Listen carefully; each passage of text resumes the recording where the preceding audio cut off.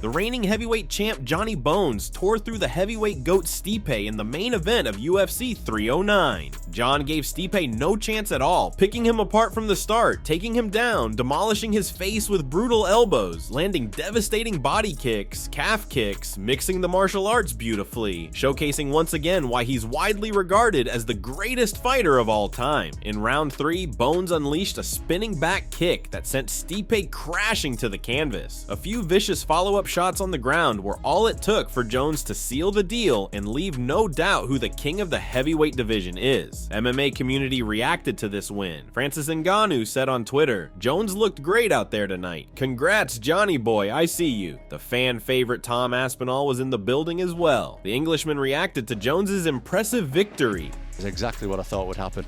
In all honesty, I wasn't sure if John could finish him. I thought maybe it's going to be a 5-rounder at that kind of pace. John picking him off, John keeping his range, John walking him backwards, John mixing up the attacks between the head, the body, the legs, the spinning leg kick, the spinning back kicks to the body, the wrestling. He does it all incredibly well.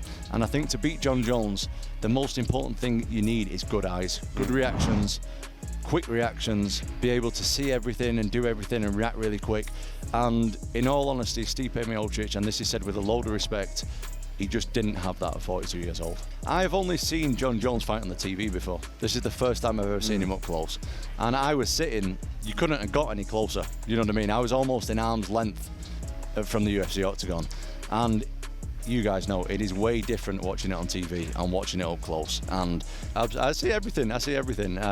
Whether I can do it in there, I definitely see openings. Whether I can do it or not. During the broadcast, UFC commentators John Anik and Daniel Cormier couldn't hold back their praise for John Jones, calling it an electrifying performance and marveling at how effortlessly he dismantled a legend like Stipe. But Joe Rogan wasn't entirely sold. He fired back, questioning how much of it was truly Jones's brilliance versus Stipe simply looking out of his prime. Quote, "Let's be honest about this though. John looked very good. Stipe did not. He looked slow and looked like he was having a hard time closing the gap. How much was it John Jones doing it to him, and how much was it what Stipe had left in the tank?" This moment caught a lot of attention from the MMA community. Dana White and John Jones reacted to Joe Rogan's words. At the UFC 309 post-fight press conference, both Dana and John were asked about these comments. Dana didn't like the fact that Jones wasn't getting the credit he deserves. Quote unquote, "Listen, don't say that shit. Stipe was in great shape. He came here to win. He looked slow. He looked slow after what Jones did to him. John systematically picked him apart. His fight IQ is off the charts." Jones himself reacted to this situation, praising Stipe and giving him the credit he deserves. Stipe can take punishment. He's a nightmare.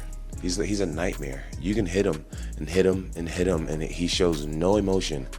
And I think that's why he's a 6-time world champion. But yeah, I mean, we put him down, and I'm grateful.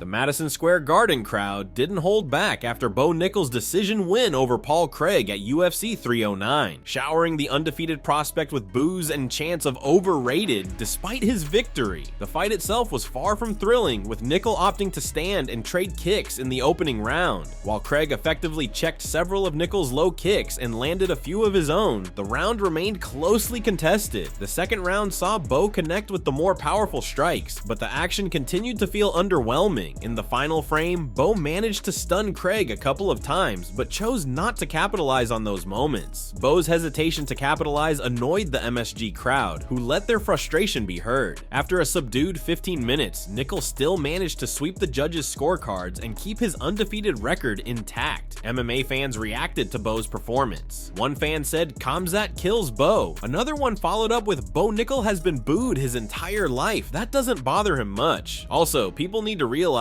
he just beat Paul Craig in his 7th professional fight. Paul Craig beat 2 of the top 5 fighters in the world at light heavyweight. Most fans weren't impressed, ripping into Nickal for his lackluster performance. 58-year-old Mike Tyson was more exciting to watch than Bo Nickal attempting to do effective stand-up. More boring than watching someone in a coma.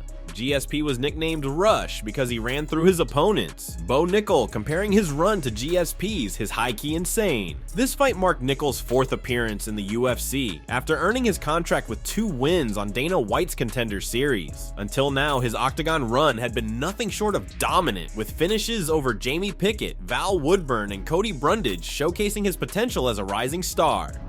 The UFC 309 co-main event delivered an unforgettable battle. Charles Oliveira dominated Michael Chandler for the majority of the fight, showcasing his dominance in both the stand-up and on the ground through 4 rounds. But Iron came back with an explosive comeback in the 5th round, nearly turning the tide with a devastating onslaught. Despite the late scare, Do Bronx held strong, securing multiple takedowns in the final minute to seal the victory and cap off a dramatic war. Fans didn't hold back in blasting Michael Chandler after his fight. Many were frustrated by his repeated fence grabs, and his illegal shots to the back of Oliveira's head didn't sit well either. The backlash was intense, with fans calling out Chandler for playing dirty and questioning his sportsmanship in a fight that could have been much cleaner. MMA community reacted to the fight on Twitter. Aljamain Sterling said, "Oliveira dominating this rematch very convincingly. Chandler not giving up on himself though. Wow, talk about back of the head punches. That was brutal. Ref not saying shit." Bilal said, "I feel like Chandler's leg is hurt. He can't move laterally and he's just backing up to the fence to hold him up. Ilya versus Charles would be great." Jamal Hill, "So if grabbing the cage is illegal, what is grabbing under the mat?"